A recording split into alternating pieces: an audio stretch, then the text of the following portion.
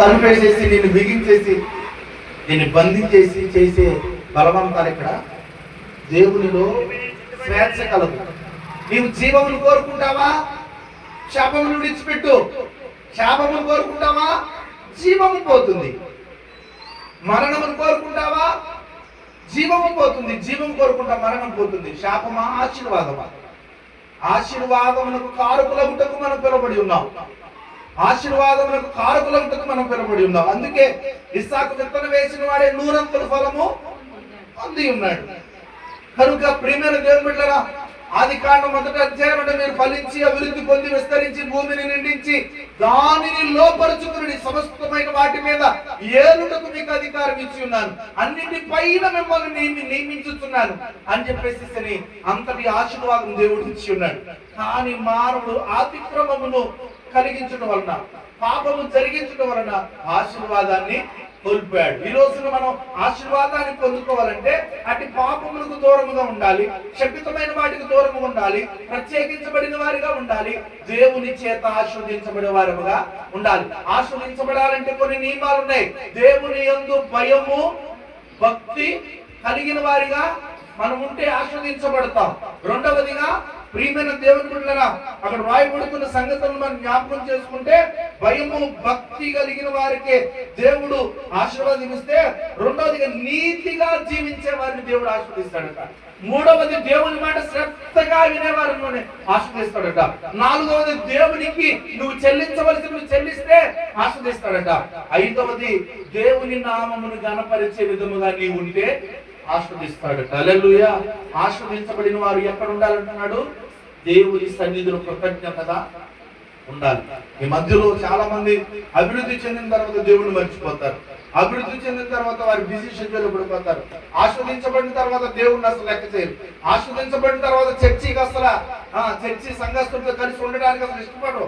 వారు వేరుగా ఉండాలని అనుకుంటారు, సపరేట్ గా ఉండాలనుకుంటూ ఉంటారు. ఏమండి, వారికి గర్వం వచ్చేస్తుంది. ధనం మూలం ఇదం జగత్ అన్నట్టు ఆ ధనం ఏం చేస్తుంటే అన్నింటినీ తీసుకొచ్చేస్తుంది. బైబిల్ గ్రంథంలో రాయబడింది, ఇదిగో నెత్తికి కళ్ళు నెత్తికొచ్చు వారు తరము కలదు అంటారు. సరే, మరి మీకు కనపడుతుంటారు కళ్ళు నెత్తుకొచ్చి వారు కొంతమంది కనపడతారు. వాళ్ళ మాటలే అలా ఉంటాయి, కళ్ళు నెత్తుకొచ్చినట్టు మాటలు మాట్లాడుతూ ఉంటారు. మనం ఎక్కడి నుంచి వచ్చామో, ఏ స్థితి నుంచి వచ్చామో, ఏ పరిస్థితిలో నుంచి మనం పైకి వచ్చామో విషయాలన్నీ మర్చిపోతారు. కింద కూడా చెప్తాడు, అరే నాతో ఆడు గోళీలాట ఆడుకున్నాడు, నాతో పొలం పనికి వచ్చాడా, నాతో బస్తాలో మొయ్యడానికి వచ్చాడా, నాతో ఇలా వచ్చాడు అలా వచ్చాడు అంటారు. కానీ ఆడికి మాత్రం అవి గుర్తుండవు. ఏమంటే అవన్నీ మర్చిపోతాడు ఉన్నవాడు. లేనోడు మాత్రం ఆ ఎమ్మెల్యే అయిపోయాడు కానీ నాతో ఆ రోజుల్లో ఏమంటే పొలాల్లో దున్నేటప్పుడు కానీ అవి కానీ ఈ కానీ అని చెప్పి పెద్దోడిని జ్ఞాపకం చేసుకుంటాడు చిన్నోడు. కానీ పెద్దోడు మాత్రం చిన్న స్థాయిని మర్చిపోయాడు. కాబట్టి ఈ రోజున మనం ఆస్వాదించబడిన తర్వాత మన స్థితిని జ్ఞాపకం చేసుకోవాలి. మనం ఎక్కడి నుంచి వచ్చామో జ్ఞాపకం చేసుకోవాలి. దానికి కృతజ్ఞత జీవితమును జీవించాలి. హల్లెలూయా. కృతజ్ఞత పూర్వకముగా మనం ఉండాలి. ఆ విధమైన ఆ యొక్క వాటికి ఆశీర్వాదముగా పోగొట్టుకున్న వారిని మనం ఉదాహరణ తీసుకున్నాం. లోతు ఆస్వాదించబడిన తర్వాత సొదొమ గొమొర్రా పట్టణాల్లో ఉండటం వలన శాపాన్ని కొని తెచ్చుకుని ఉన్నాడు. దావీదు ఆ యొక్క వసంత కాలము దినములలో యుద్ధానికి వెళ్ళవలసిన వాడి ఉండగా మేడ మీద తిరుగులాడటం వలన పాపంలో పడిపోయి సమాధానాన్ని కోల్పోయాడు. ప్రియమైన దేవుని బిడ్డలారా, ఇదిగో సంసోను ఎక్కడ ఉండవలసిన వాడు, ఆశీర్వదించబడవలసిన వాడి ఉండగా ఫిలిస్తీయుల చోటుకు వెళ్ళి సున్నతి లేని ఫిలిస్తీయుల యొక్క కుమార్తెలలో అన్యుల కుమార్తెను తీసుకుని వచ్చి ఆమె ఒళ్ళో పడుకుని ఆమెతో మాట్లాడుతూ ఆమెతో శైలిస్తూ మరణాన్ని కొని తెచ్చుకున్నాడు. నువ్వు ఆస్వాదించబడవలసిన వ్యక్తివి గాంధీ షాప్ కాడ ఉండకూడదు. నువ్వు ఆస్వాదించబడవలసిన వ్యక్తివి నడు రోడ్లలో ఎవరితో పడితే వాడితో ఉండకూడదు. నువ్వు ఆస్వాదించబడుతున్న వ్యక్తివి రాత్రి 11, 12 దాకా ఈదుల్లో నీ తిరుగులాట్లు ఉండకూడదు. నువ్వు ప్రత్యేకించబడిన వ్యక్తివి. నీ జీవితం ప్రత్యేకంగా ఉండాలి. నువ్వు ఆస్వాదించబడటానికి పిలువబడ్డావు. నీవు భిన్నముగా ఆశీర్వాదములకు కారకుడిగా ఉండడానికి మాత్రమే అటు విధముగా నీ నడవడిక ఉండాలి, నీ విధానాలు ఉండాలి. ఆదివారం దేవుని సన్నిధిలో ఉండాలి, లేకపోతే ఇతర సన్నిధి కార్యక్రమాల్లో కూడికలలో నువ్వు దేవుని సన్నిధిలో ఉండడానికి ఇష్టపడాలి. నువ్వు ఇతర స్థలాల్లో ఉండడానికి వీలు లేదు. నువ్వు ఎక్కడ ఉండాలో అక్కడే ఉంటే ఆశీర్వాదం. అక్కడ ఉండకుండా ఎక్కడో ఉన్న వారి వలన కలిగిన నష్టాలు శాపాలు మనం జ్ఞాపకం చేసుకున్నాను. హల్లెలూయా. కాబట్టి నా ప్రియమైన దేవుని బిడ్డలారా, ఈ రోజు మన ఒక మాటను జ్ఞాపకం చేస్తున్నాను. ఈ రోజు తెలియజేసే మాట ఏంటంటే విత్తనము. విత్తనం అనగానే ఒకవేళ మీరందరూ విత్తువాని ఉపమానం అనుకుంటారేమో. విత్తువాని ఉపమానం గురించి నేను మాట్లాడలేదు. బైబిల్ గ్రంథంలో యేసుక్రీస్తు ప్రభు వారు విత్తువాని గురించి మాట్లాడాడు. విత్తువాని ఉపమానములు, ఆ యొక్క త్రోవ పక్కన పడిన విత్తనములు అంటూ రకరకాలైన విత్తనముల గురించి ఆయన మాట్లాడాడు. ఆ విత్తనాల గురించి నేను మాట్లాడలేదు. కానీ నువ్వు ఏది విత్తదవో అది పంట కోస్తావు. విత్తనం అంటే ఏంటంటే నువ్వు ఏది చేసావో అదే చేస్తావు, అదే నీకు కూడా ఉంటది.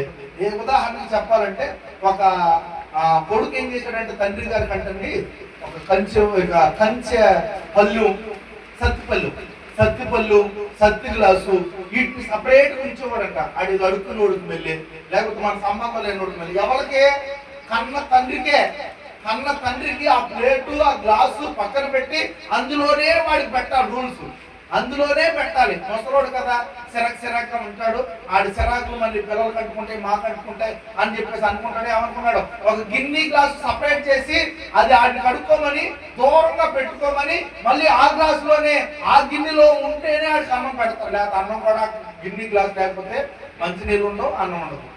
అంటే సపరేట్ చేసి ఆ గిన్నెని కూడా ఆ గ్లాసును కూడా ఆ పళ్ళాన్ని అలాగ సపరేట్ గా చేస్తున్నాడు. ఇలా చూస్తూ ఉండగా ముసలోడు అయిపోయి ఆడు చచ్చిపోయాడు. తండ్రి చచ్చిపోతే ఈ కృష్ణ చైతన్య, మనోడి పేరు చైతన్య కృష్ణ, ఈ చైతన్య కృష్ణ నాకు కొడుకున్నాడు. వీడు ఏం చేశాడంటే ఆ గిన్నె గ్లాస్ తీసుకెళ్లి దాచుకుంటున్నాడు. ఏం చేస్తున్నాడు, గిన్నె గ్లాసు బాగా శుభ్రంగా కడిగి కబోర్డు ఉంటే అందులో వేస్తున్నాడు. అరే తాతతో పాటు పడేయకుండా ఎందుకురా అని చెప్పేసి వాళ్ళ నాన్న అడిగితే ఏమని చెప్పాడు తెలుసా, రేపు నీకెట్టొద్దా నాన్న అన్నాడు. ఎవరికెట్టొద్దా, నీకెట్టొద్దా నాన్న? ఏరా నాకెట్టడం ఏంటంటే, మరి నువ్వు మీ నాన్నకి ఎట్టలేదు, అలాగే ఎట్టాలనుకుంటున్నాను నేను కూడా. నువ్వు అలా ఎట్టావు కాబట్టి నీకు కూడా అలాగే ఎట్టాలేమనుకుంటున్నాను నాన్న అని అన్నాడట.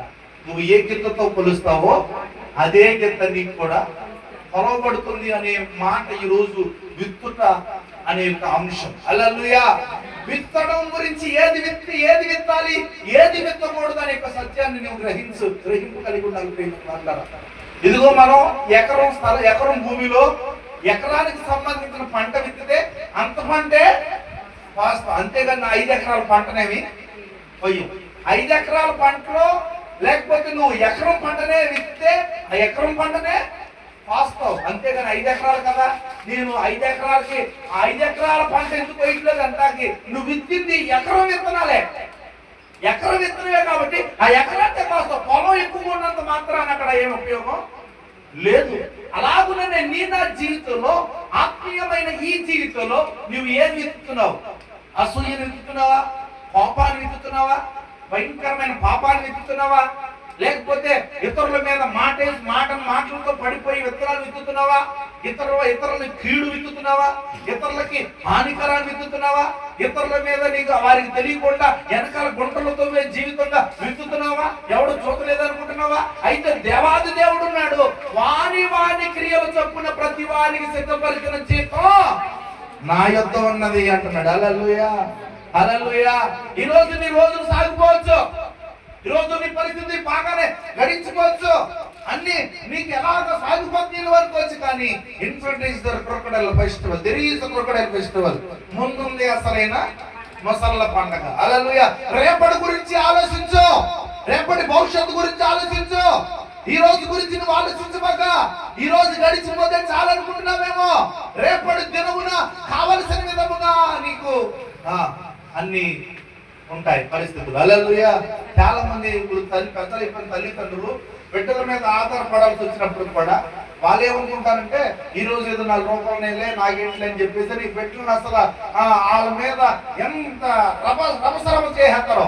కానీ ఆ వయసు అయిపోయిన తర్వాత వాళ్ళు గుర్తుండట్లేదు ఎవరి మీద ఆధారపడాలి వాళ్ళు, ఆ బిడ్డల మీద. ఈ రోజు నీకు బలం ఉందేమో, ఈ రోజు నీకు శక్తి ఉందేమో, ఈ రోజు నీకు రూపాయి ఉందేమో, ఈ రోజు నీకు అన్ని బాగున్నాయేమో, కానీ రేపటి దినమున నీకు వారి మీదే నేను అనుకుంటూ ఉంటాను. మా ఊళ్ళో చాలా మంది బిడ్డల్ని అలా తోలనాడేసుకుంటే వాళ్ళ మీద ఎలా ఉంటారంటే వీళ్ళు వయసులో ఉన్న వాళ్ళు ఏదో ఉద్రేకంతో కోపడిపోయి మాట్లాడతలేదు అనుకోండి, దానికి తగ్గట్టు ఇంకా ఎక్కువగా అస్సలు వాళ్ళ ఇంటి మీద కాకి లేకుండా వాళ్ళతో మాట్లాడకుండా, వీళ్ళు ఎవరో కన్న బిడ్డ కోళ్ళే కానీ వాళ్ళ ఇంటికి ఎవరో వాళ్ళతో మాట్లాడు, వాళ్ళు చేయరు, ఏ వాళ్ళకి సంబంధం లేదు. కొని వాళ్ళేదో వయసులో వేడు వయసులో ఉన్నారు, ఎచ్చదనంలో ఉన్నారు, ఉడుకు రక్తంతో ఉన్నారు, వాళ్ళేదో ఉద్రేకంతో ఉన్నారు అనుకుందాం. కానీ వయసు అయిపోయి ఎన్నో ఇలాంటివి చూసి వచ్చావు, ఏదో బిడ్డలే, ఏదో కొడుకేలే, కోడలేలే, ఏమైందిలే అని చెప్పి వాళ్ళ గుమ్మం దగ్గరికి వెళ్ళి అమ్మా ఏదో తొందరపాట్లు అయిందిలే అమ్మా అని చెప్పి సర్దుకుని మనం సేరకు ఉండట్లేదు, వాళ్ళకి ఉండట్లేదు. మొన్నే పేపర్లో చూసాను ప్రియమైన వాళ్ళరా, సొంత అన్నదమ్ములంట, సొంత అన్నదమ్ములంట, అది కూడా ఎవరో చచ్చిపోతే ఒక చోటకు వచ్చారంట. ఏమండి 34 సంవత్సరాల తర్వాత కలిశారు వాళ్ళిద్దరు అన్నదమ్ములు. వాళ్ళిద్దరిని ఫోటోలు తీసి పేపర్లో వేసారు. 34 సంవత్సరాల వరకు వాళ్ళకి మాట్లాడలేవట. ఆ తరం వాళ్ళు వాళ్ళ అన్నదమ్ములు అనుకోవట్లేదంటే ఎవరు 34 సంవత్సరాల తర్వాత మాట్లాడుకున్న వాళ్ళు ఎలా ఉన్నారు అంటే రేపో మాపో చచ్చిపోయే పండు ముసలోళ్ళు వాళ్ళిద్దరు. వాళ్ళకి ఎంత పంతాలు చూసారా. ఇప్పుడు ఈ ముసలోళ్ళు ఇద్దరు మాట్లాడుకోలేదంటే వాళ్ళు పుట్టినోళ్ళు మాట్లాడుకుంటారా, వాళ్ళు బిడ్డలు మాట్లాడుకుంటారా, వాళ్ళ రక్త సంబంధులతో ఏమైనా సంబంధాలు ఉంటుందో ఏముండవు ప్రియమైన వాళ్ళ. ఎందుకనంటే వీరు ఏ విత్తుతున్నారు వాళ్ళ పిల్లలు కూడా అదే విత్తుతారు. నువ్వు ఏది విత్తుతావో అది కోసేను. సో కాబట్టి ప్రియమైన నేను పెట్టారు, వాళ్ళిద్దరు కలిశారు అనే మాటను పేపర్లోనే వేశారంటే అది ఎంత విడ్డూరమో గమనించాలి. ఈ రోజుల్లో చాలా మంది నాకు సొంత రక్త సంబంధులు అయి ఉండి అంటే ఎవరు లేక బాధపడే అనాథలు 3 మంది బాధపడుతున్నారు. ఎవరు లేక అడ్రస్ లేక నాకు ఎవరు లేడు, నాకు పాడుకుంటున్నారు లేరు, నాకు అన్నయ్యలు ఉంటే బాగుండు, నాకు అక్క చెల్లెలు ఉంటే బాగుండు, నాకు పెద్దమ్మలు ఉంటే బాగుండు, చిన్నాయనమ్మలు ఉంటే బాగుండు, నాకు మేనత్తలు ఉంటే బాగుండు, మేనమాలు ఉంటే. ఎలా ఏడిసి వాళ్ళు ఉన్నారంటే చెప్పలేదు నేను అనుకుంటు. వాళ్ళకు ఒంటరి బతుకు మరొక బ్రతుకు లేదు. ఈ రోజున సంపాదించుకోవాలి వస్తువులు కాదండి, ఎక్కడో నువ్వు గొప్పడు అనుకుంటావు కదా, నీ సొంతలు నీ చుట్టూ ఉన్న వాళ్ళతో నువ్వు ప్రేమించబడు, నువ్వు ప్రేమించు, అది నిజమైన జీవితం. పోయేటప్పుడు నలుగురు నీ సొంతలు వచ్చి మోసే విధంగా ఉండాలి. కానీ ఎవడో అనాథలాగా ఆలొచ్చి మోసి ఏలొచ్చి మోసి ఆలొచ్చి ఏడ్చి అనాథ సేవలకు ఏడుస్తారు. విజయవాడలో మీకు తెలుసో లేదో ఏడుస్తా ఒక ప్రత్యేకమైన బృందం ఉంటుంది. మీరు ఉన్నారు ఎప్పుడన్నా?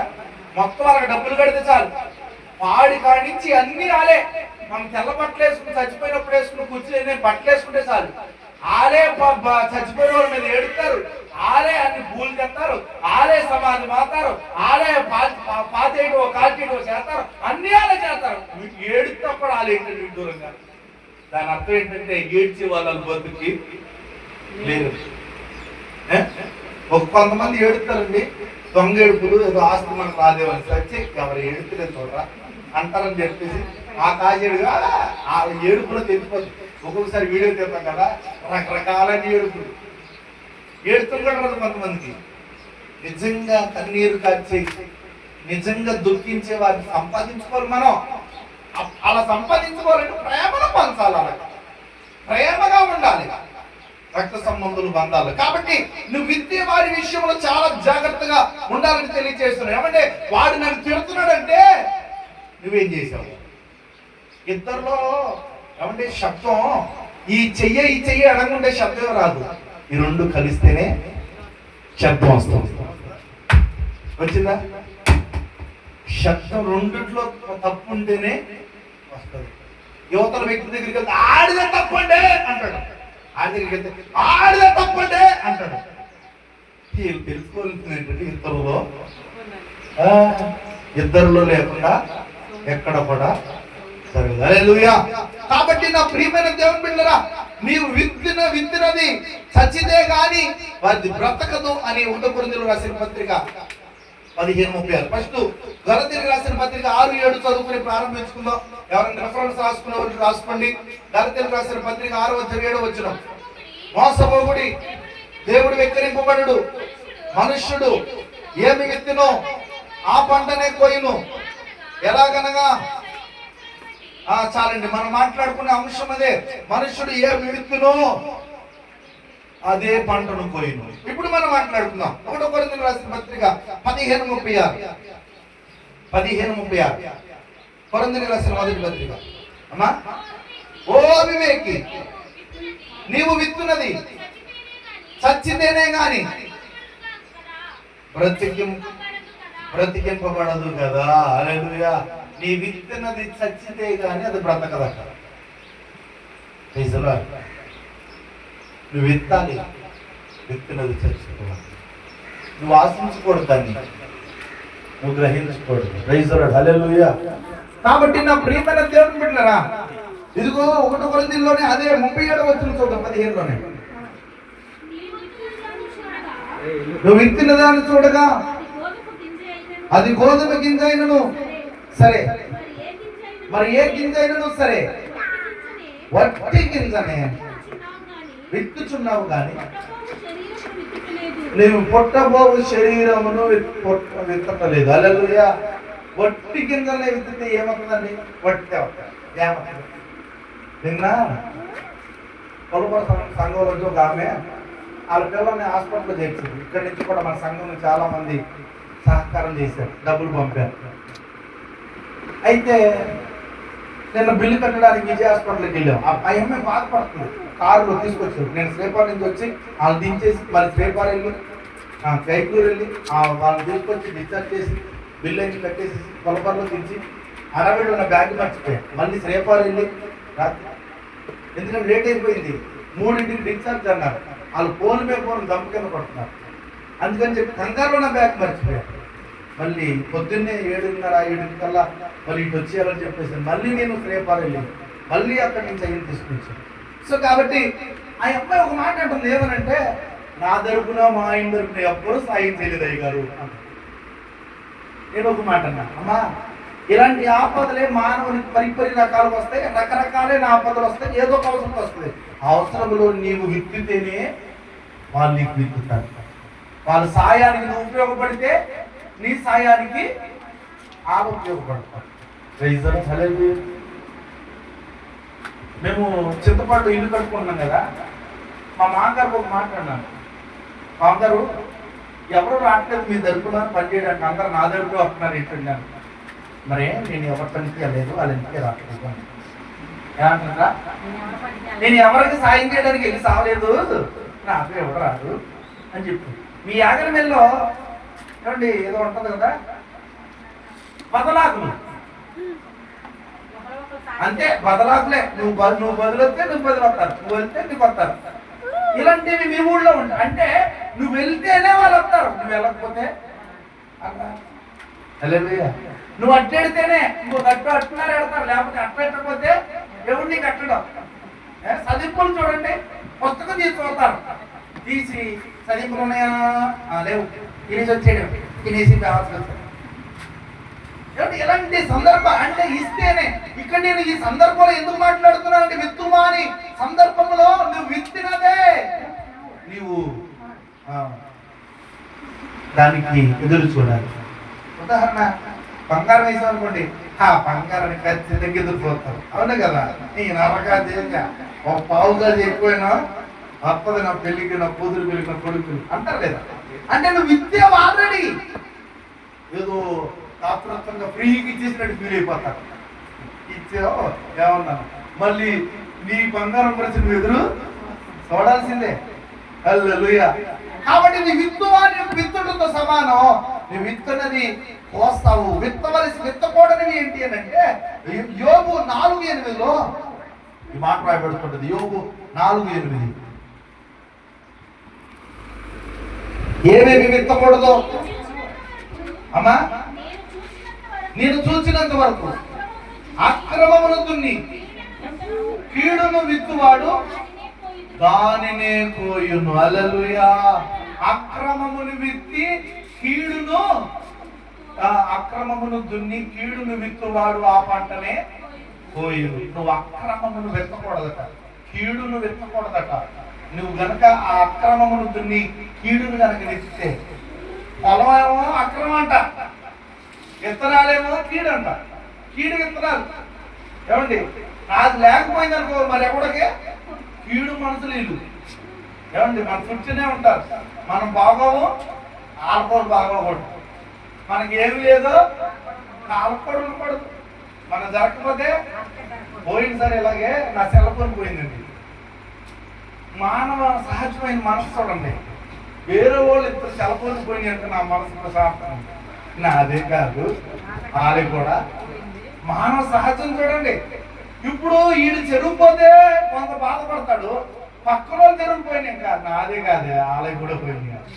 సంతృప్తి చూడండి ఎంత హాయిగా ఉందో, ఆ మాటే హాయిగా ఉంటది. నేను పోయానంటే బాధ, పక్కన కూడా పోతే అమ్మయ్య కొంత ఆడిది కూడా. ఇదే కీడు మనసు, ఇది మనకు తెలియకుండానే మన మనసులోకి వచ్చేస్తుంది. హల్లెలూయా.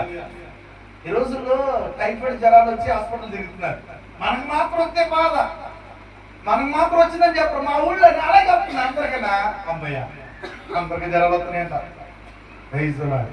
ఇటువంటి మనసు, మన మనసు ఎలా ఉండాలంటే మంచి మనసు.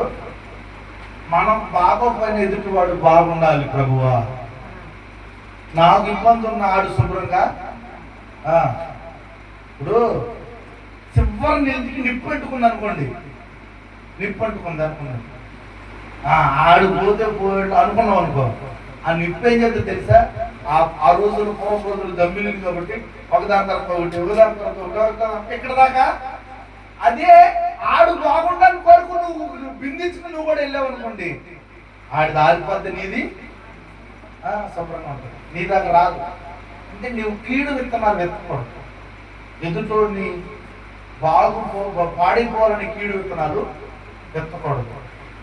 కొంతమంది కార్ల మీద బల్లి మీద రే నీకు నరకోసం నీకు నమస్కారం రా బాబు అని రాస్తాడు. ఇంకొకటి రాస్తాడు నీ ఏడుపులే నా దీవులు, ఆడి ఏడుపులు అంట అలా రాసుకుని సంతృప్తిపడుతున్నాడు. మరి ఎందుకంటే ఏడ్చే వాళ్ళు ఎక్కువైపోయారు కదా,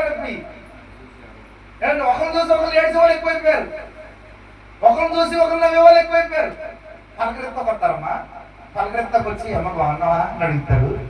ఈ అమ్మాయి ఏం చేద్దంటే పలకరెత్త పాపం నన్ను ప్రేమించి వచ్చింది అనుకు నువ్వు గొప్ప ఏడు చేసి అసలు నిజాలని చెప్తారు. మాపుగా ఉంటుంది ఈ అమ్మ, దీనికి ఇలాగ ఉండాలి, ఇది సామాన్యం అనుకున్నావా, పైకి ఊరుకోలేము ఊరుకోవచ్చుకో అంటది, లోపల కూడా ఉండదు. నువ్వు అనుకుంటావు పలకరించి వచ్చింది, పలకరితకు వచ్చింది మంచిది, పలకరితకు వచ్చింది రాందేమో చెట్టది అనుకుంటావు. ఒక్కొక్కసారి అందరు కాదు, పలకరితకు మీరు వెళ్ళాలి, అందరు కాదు. కొంతమంది కీడు మనసు గురించి మాట్లాడుతున్నారు. వాళ్ళు ఎలా ఉంటారంటే మనసులో నీ గుర్తంతా బయట తెలుసుకున్న తర్వాత లోపల ఎంత ఆనందిస్తారో, దీనికి ఇలాగా ఉండాలి. మామూలు అనుకున్నావా అనుకుంటారు. హల్లెలూయా. నువ్వు అక్రమమును తున్ని కీడును వెతకూడదట. హల్లెలూయా. మీ అందరికీ 1వ రాజులు 22వ అధ్యాయం 19వ వచనం మీ అందరికీ తెలుసు. 1వ రాజులు 2వ అధ్యాయం 19వ వచనం. ఇక్కడ అహాబు యెజెబెలు నాబోతు కథ ఇక్కడ రాయబడుతుంటది.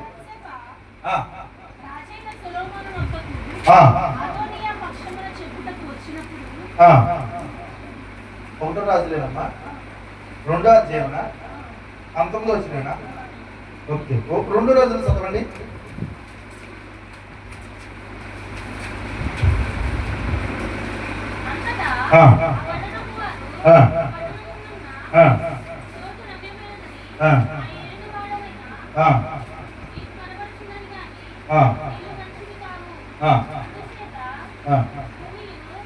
చాలండి, ఇది రాంగ్ స్టెప్ ఇక్కడ పడింది. ఇక్కడ యాక్చువల్ గా మనం అహాబు యెజెబెలు అనే భార్య భర్తల గురించి మనం చూసుకోవచ్చు. ఇక్కడ అహాబు రాజు, యెజెబెలు తన భార్య. ఇక్కడ నాబోతు అనే చిన్న రైతు ఉన్నాడట, చిన్న రైతు, 1000 ఎకరాల తోట వ్యవసాయ పొలం అహాబు రాజు అయితే 4 ఎకరాల చిన్నపాటి రైతు అతని నాబోతు అనే వ్యక్తిని. ఈ 1000 ఎకరాల కంటే 4 ఎకరాలే బాగుంది అనిపించింది రాజుగారికి. ఎందుకంటే పచ్చగా ఉంది. ఈ రాజుగారికి ఉన్న పంటలో పొలంలో అక్కడక్కడే పండుతుంటే ఈ నాబోతు పంట 4 ఎకరాలైన ఫుల్ తీసుకుపోయింది పంట, పచ్చని పైరు. ఎందుకు కానీ అహాబుకి దాని మీద కన్నుపడింది. పడి ఏమన్నాడంటే, నాబోతు ఆ పొలాన్ని నాకు అమ్మేవయ్యా అన్నాడు. నాకు అమ్ముకోవాల్సిన అవసరం లేదయ్యా, అది నా పిత్రార్జితం, నా పితరులు ఇచ్చింది. నేను ఎన్ని బాధలు అయినప్పటి బ్యాంకు లోన్లు పెట్టుకున్నాను కానీ దాన్ని అమ్మేసే పరిస్థితులు మాత్రం తెచ్చుకోను, ఇది జరగదండి, నేను ఇవ్వలేనని చెప్పేశాడు. 1-2 సార్లు అడిగించాడు. మనుషులు పంపించాడు, ఎన్నో చేశాడు, కానీ అవలేదు. వచ్చి మంచం మీద దిగాలతో పడుకున్నాడు. ఆయన నా మాట లేదు. ఆ పంటే కళ్ళలో గుర్తొచ్చేస్తే, ఆ పొలమే గుర్తొచ్చేస్తే, ఆ పొలం నాకు ఇస్తే బాగున్నాడు. ఈ లోపు యెజెబెల్ రాజు గారి భార్య, అహాబు భార్య చూసింది. ఏంటండి మూతి ముడుచుకున్నావు, ఎలాగుంది మొహం, అలా పెట్టుకున్నాడు మొహం అని చెప్పేసి అని అడిగితే, అప్పుడు చెప్పాడు, పక్కనే నాబోతని చిన్న రైతు ఉన్నాడు, వాడికి 4 ఎకరాలు ఉంటే వాడి పంట బాగా పండుతుంది, ఏదేసినది సమృద్ధిగా పండారు, మన పక్కనే మళ్ళీ ఎందుకో తెలియదు, అది నాకు కావాలని అడిగితే ఏమన్నాడంటే, ఓ పెద్దమాకువాడా, రాజుగారు తలుచుకుంటే కొరడ దెబ్బలు పొదువా, నువ్వు కంగారు పడమోకు, నువ్వు కంగారు పడి ఇబ్బందులు పడమోకు, అదేంటి అని అంటే నేను చెప్తానుందా అని చెప్పేసి అని ఆ నాబోతుని మీద అబద్ధ సాక్ష్యం పలికించి అతన్ని రచ్చబండ దగ్గర తీసుకుని వచ్చి అతని మీద అబద్ధ సాక్ష్యం పలికించి రాజుగారిని ధిక్కరించాడని, రాజాజ్ఞ ధిక్కరించాడని, మోషే ధర్మశాస్త్రం వ్యతిరేకించాడని, అతనికి మరణశిక్ష విధించాలని అతని మీద అబద్ధ సాక్ష్యాలు సృష్టించి లేని నేరమును అతని మీద కలగ చేసి అతన్ని రాళ్లతో కొట్టి చంపేశాడు. వాడికి ఏ పాపం తెలీదు, అన్యాయస్తుడు కాడు, కానీ అన్యాయముగా తీర్పు తీర్చించి ఎవడు చూడట్లేదులే, మాకు ఎదురేంటి అధికారం ఉంది, అబద్ధ సాక్ష్యాలు పెట్టించాం, దాన్ని చంపించేది అడ్డు తొలగిపోద్దని చెప్పేసి అనుకుని రాళ్లతో కొట్టి చంపేస్తాడు. కుక్కలు నాకే అడ్డా ఆ నాబోతు రక్తాన్ని. దేవుడు చూస్తున్నాడు. చూస్తున్న దేవుడు యెజెబెల్ దగ్గరికి పంపించి యెజెబెల్తో ఈ మాట చెప్పించాడు. ఏమనంటే ప్రవక్త ఏమంటున్నాడంటే, ఓయి యెజెబెలు రాణి, ఎవరు చూడట్లేదని అక్రమముగా నీవు నాబోతు న్యాయవంతుడైన ఇదిగో సత్యముగా జీవించే నాబోతు నీవు చంపించావు. చూడట్లేదనుకున్నావా? నా దేవుడు నీతో మాట్లాడమని చెప్పాడు. అదేంటో తెలుసా? నాబోతు నీతిమంతుడైన నాబోతు రక్తము ఏ కుక్కలైతే నాకాయో నిన్ను అదే కుక్కలు నాకును, అదే విధంగా రక్తమును కార్చుకుని చస్తావు అని చెప్పాడండి ప్రవక్త ద్వారా దేవుడు. ఈ మాట డైరెక్ట్ గా రాజుగారి భార్యతో సామాన్యమైన సేవకుడు అని చెప్పాడు. ఆమెను తప్పు ఉంది కాబట్టి ఎవరు చూడట్లేదు అనుకుంది, ఎవరో నాకు అడ్డు అనుకుంది, ఎవరో నా తప్పుని ఏలని చూపిస్తారు అనుకుంది, కానీ న్యాయము తీర్చే దేవుడు విడిచిపెట్టాడు. వాని క్రియలు చొప్పున ఈ మాట చెప్పారు. ఈ మాట చెప్పగానే వెంటనే ప్రియమైన దేవుని బిడ్డలారా, కొన్నాళ్ళకి ఆమె పైనుంచి కింద పడి చచ్చిపోతే ఆమె తలకాయని కుక్కలు ఇడ్చుకుని వచ్చేసాయి. కుక్కలు ఆమె రక్తాన్ని. ఈరోజు అన్యాయముగా నీవు నాకు సలామలు అవుతుంది. మా ఊళ్ళో నుండి పెద్దోళ్ళు ఉంటారు, తలకాయ కలపతులు, చిన్నోళ్ళని చేసి వాళ్ళ మీద ఇష్టరాజ్యంగా వాళ్ళు జీవించేవారు, ఇష్టరాజ్యంగా ప్రతాపం చేసేవాళ్ళు, ఇష్టరాజ్యంగా ఉండేవాళ్ళు. కానీ ఈ రోజున అన్యాయముగా జీవించేవారు ఎవరికి కూడా హత్తుడన్నో లేదు. ఈ రోజు నీకు గడిచిపోతుందని, ఈ రోజు నీకు బాగానే ఉందని, ఈ రోజు నీకు పదవి ఉందని, ఈ రోజు నీకు అధికారం ఉందని, ఈ రోజు సలామది అవుతుందని, ఈ రోజు వయసు ఉందిలే, నన్ను ఎవడు అడుగుతాడులే, నాకు ఎవడు చెప్పేవాళ్ళు ఉన్నాడు అనుకుంటున్నామేమో. మనుషులు నిన్ను లొంగపరచలేకపోవచ్చు, కానీ పైవాడు ఉన్నాడు, నీకు బుద్ధి చెప్పడానికి ఆయన సిద్ధంగా ఉన్నాడు. ఆయన నువ్వేది విత్తుతావో అదే పంటను కోస్తావు. సామెతలు 22:8 మాట్లాడాడు కదా. సామెతలు 22:8 త్వరగా 22:8. దౌష్ట్యమును విత్తువాడు కీడును కోయును. దౌష్ట్యమును విత్తువాడు అంటే కీడును కోయునట, కీడును కోయును. ఈ రోజున దౌష్ట్యము చెడ్డ వాటిని నీవు విత్తడానికి సాధ్యమైనంత వరకు ప్రేమగా జీవించు. సాధ్యమైనంత మంచిగా నీ విత్తనాలు నీకు ఏ మాత్రం కూడా ఎదుటి వారికి అపాయం చేసే మంచి చేయకపోయినా పర్లేదు, నీ బతికెట్టుకుని, నలుగురికి అన్నం పెట్టకపోయినా పర్లేదు, నీ బతికెట్టుకుని, కానీ పెట్టలేని నీవు కీడు మాత్రం తలపెట్టద్దు. కీడు తలపెట్టని నీవు ఒకవేళ మంచిని చేయగలిగితే నీకు సాధ్యమైతే మంచిని మాత్రమే చేయాలి. హల్లెలూయా. యోసేపుని గురించి మనం చూస్తే, ఇదిగో ప్రియమైన దేవుని బిడ్డలారా, ఆదికాండం 37:28 వచనంలో, ఆదికాండం 37:28, మిద్యానీయులైన ఆ ఆ ఆ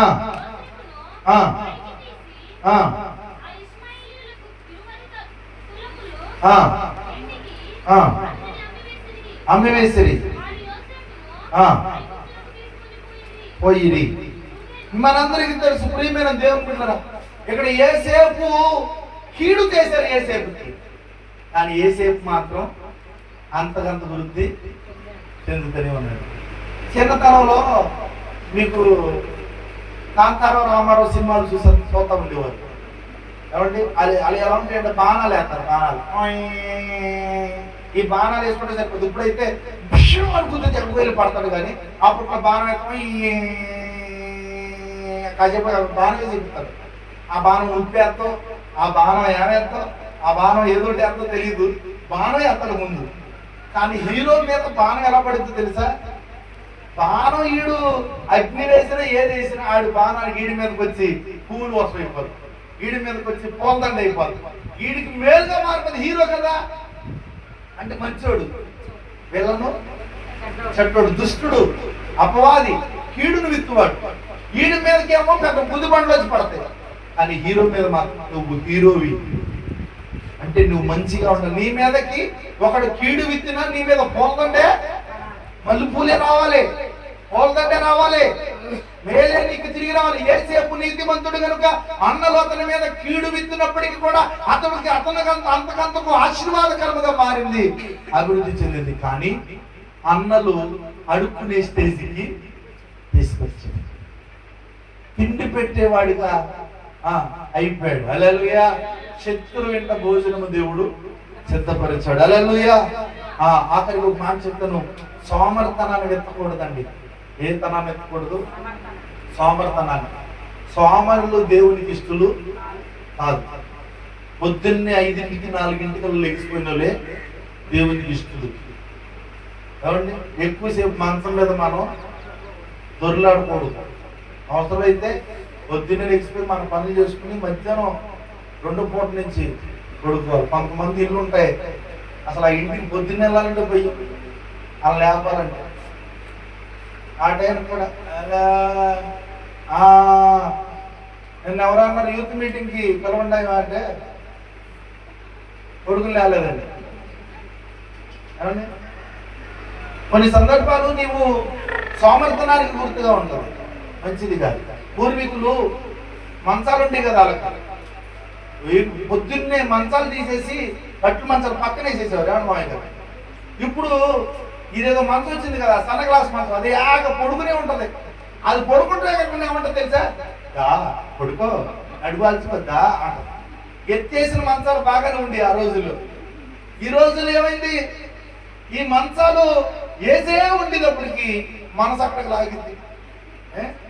కూర్చుంటా ముందు మెల్లిగా నడుమాలుతాం, 2 కాళ్ళు పైన పెడతాం. ఆ తర్వాత నిద్ర వచ్చాకో వెళ్ళిపోతుందా. మన మొఖాలు నిద్ర మొహాలు తప్పితే ఏ మొఖాలు ఉంటుంది. కాబట్టి ఎత్తేసే మంచాలే మంచి మంచాలు. హల్లెలూయా. అందులో నులక మంచాలు ఉండే పూర్వ రోజుల్లో మనం ఎంత వేసినా గుచ్చుకుపోయి. కానీ ఈ రోజుల్లో మంచం ఎక్కడికి వెళ్ళిపోతున్నాడు, సగం మనిషి బొంతలోకే వెళ్ళిపోతాం. వెళ్ళిపోతే అది అంటది కొడుకు పొద్దున్న లేచి ప్రార్థన చేద్దాం, కాసేపు పొడుగా కాసేపు పొడుగా అని చెప్పి బద్దం వచ్చేదండి. అసలు నిజం. రాత్రి 10 మనం దినాన్ని 10 రోజులు చర్చిలో పడుకుంటే తెల్లవారుజామున లేచి ప్రార్థన చేయి అనేది. ఆ నెక్స్ట్ డే ఇంటికి వస్తే పొరిపోమంటుందండి పడిగా లేచేది. మరి నాకే ఎంత ఉంటుందంటే డైలీ అలవాటు ఉండేవాడికి, మరి మీకెంత పడుకోమంటుందో అనిపిస్తుంది నా బాధ. హల్లెలూయా. సో కాబట్టి ప్రియమైన దేవుని బిడ్డలారా, సోమరితనాన్ని విత్తకూడదు.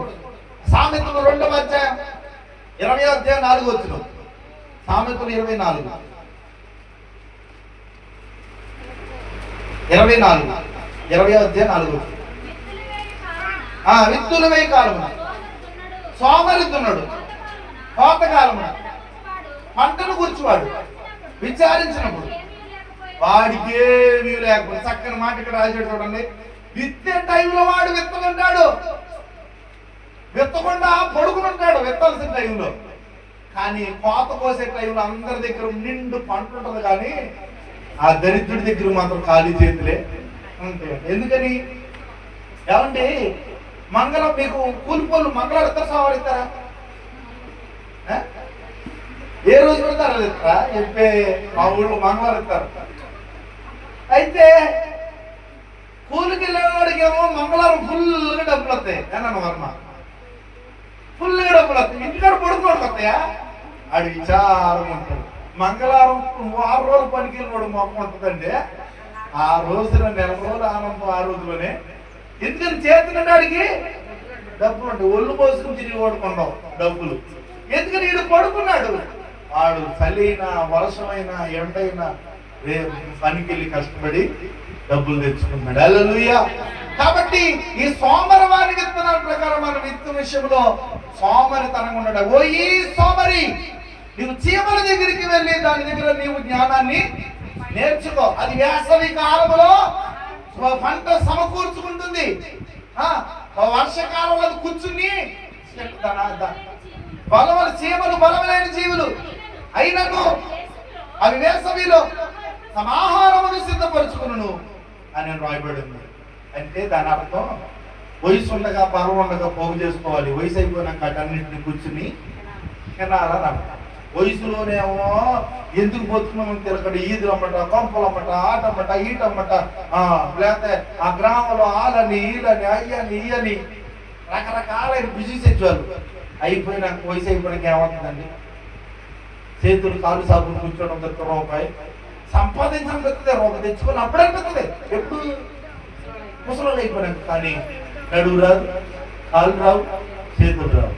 కాబట్టి సోమరి, నీ సోమరి విత్తనాలను విత్తడానికి వీల్లేదు. అందుకనే బుద్ధి గల కన్యలు బుద్ధి లేని కన్యకులు అని ఉపమానంలో 25వ అధ్యాయం మత్తయి సువార్త ఎందుకు వచ్చినాయి అంటారంటే, బుద్ధి గల కన్యకులేమో ఆ డ్యూటీలు ఎరిగించుకున్నారు. బుద్ధి లేని కన్యకులేమో ఆ ఆరిపోతులేని కూడా చూసుకోకుండా సిద్ధులో నూనె వేసుకోకుండా అయిపోయారు. బుద్ధి గల కన్యకులేమో ఎత్తబడ్డారు, బుద్ధి లేని కన్యకులేమో విడవబడ్డారు. 8వ వచనంలో ఏముందమ్మా? మత్తయి 25:8. బుద్ధి లేని ఆ కన్యకులు మా జీవితాలు ఆరిపోవచ్చున్నది కనుక మీ నూనెను కొంచెము మాకీయుడని బుద్ధి గల వారిని అడిగిరి. అంది బుద్ధి గల కన్యకులు.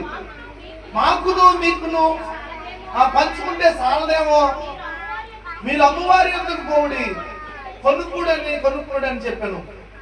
వారు వారు కొనబోచుండగా, అంటే నూనె కొనుక్కున్న టైంలో తెచ్చాడంట. మరి టైం ఉన్నప్పుడు ఏం చేశారు? కొనుక్కోవలసిన టైంలో నిద్ర అయిపోయారు. కాబట్టి సోమరి ఈ సిద్ధిలో నూనె అయిపోకుండా సమయం ఉండగానే చూసుకొని వాక్యం చెప్పబడుతున్నమాట. కాబట్టి విత్తవలసినవి బయట గ్రంథంలో నీతిని విత్తాలని సామెతల గ్రంథము 11:18 రాయబడి ఉంది. ఏం విత్తాలంటండి? నీతిని విత్తాలి, నీతిని విత్తాలి. 11:18 రాయబడి ఉంది. కాబట్టి యెషయా 64:6 ఏముందంటే, మా నీతి క్రియలు ఆయన దృష్టికి మురికి కొట్టవంటివంట. యెషయా 64:6 రాయబడుతుంది. ఏంటి అంటే మన నీతి మురికి కొట్టు లాంటిది దేవుని దృష్టిలో. మన నీతి సరిపోదు. మన నీతి క్రియలన్నీ మురికి కొట్ట లాంటి వాయను. హల్లెలూయా. దానియేలు గురించి మనం చూస్తే దానియేలు 9:18 ఏమంటాడు? స్వనీతి అంటాడు. దేవుని నీతి వేరు, మన నీతి వేరు. స్వనీతి మీ గొప్ప కనికరమును బట్టి మేము నిన్ను ప్రార్థించుచున్నాము కానీ మా స్వనీతి కార్యమును బట్టి నీ సన్నిధిని నిలబడి ప్రార్థన. మన నీతి దేవుని సన్నిధిలో నిలబడి ప్రార్థించుటకు అర్హత దేవుని నీతిని బట్టి. హల్లెలూయా. కాబట్టి నీతిగా మనం జీవించాలి. బైబిల్లో మత్తయి సువార్త 5:20 అంటాడు, శాస్త్రుల నీతి కంటేను పరిసయ్యుల నీతి కంటేను మీ నీతి అధికము కాని ఎడల మీరు పరలోక రాజ్యంలో వారసులు కాలేరు. హల్లెలూయా. ఎవరి నీతి కంటేను? లోకములో ఉన్న వారి నీతి కంటే మీ నీతి అధికం అవ్వాలి.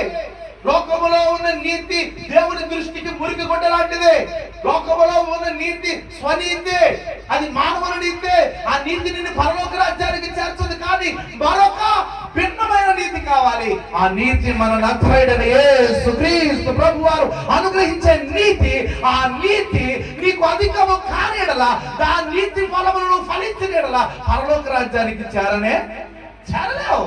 కాబట్టి ప్రియమైన దేవుని బిడ్డలారా, మన నీతి ఫలములను విత్తనాలు మనం విత్తాలి. నీతిని మనం విత్తాలి. కాబట్టి నా ప్రియమైన దేవుని బిడ్డలారా, వాక్యమును విత్తాలి. ఏం విత్తాలి? వాక్యముని విత్తాలి. వాక్యం విత్తడం అంటే నీకు ఏదైనా ఆపద వచ్చింది, కష్టం వచ్చింది, ఆ టైంలో నువ్వు వాక్యాన్ని జ్ఞాపకం చేసుకున్న వాటికి విత్తి ధైర్యము తెచ్చుకుంటూ ఉండాలి. మనందరికీ తెలుసు, మార్కు సువార్త 4వ అధ్యాయం 14వ వచనంలో మాట్లాడబడుతున్నది. 4:14 దావీదు విత్తువాడు వాక్యమును విత్తుచున్నాడు. వాక్యము